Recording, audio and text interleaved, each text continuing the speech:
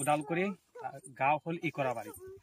আমি প্ৰথমত মই হেৰি কৰিছোঁ, পাইনৰ কৰিছোঁ। চাওক আপোনালোকে, এইটো মই পাইনৰ কৰিছোঁ। পাইনৰ কৰি মানে বহুত ভাল লাগিছে, মানে বহুত মানে ইয়াৰ মানে প্ৰডাকশ্যনটো মানে ধুনীয়া হয়। বিঘাত ইয়াৰ মানে 20ৰ পৰা 22 কুইণ্টেললৈকে আহিব। আৰু মই এনেকুৱা ধুনীয়া লাগিছে, মানে মই এইটো বছৰত কৰিছোঁ, নেক্সট বছৰতো মই পাইনৰ কৰিবলৈ মানে সাজু হৈ আছোঁ। এয়া দেখাই পালে আপোনালোকক।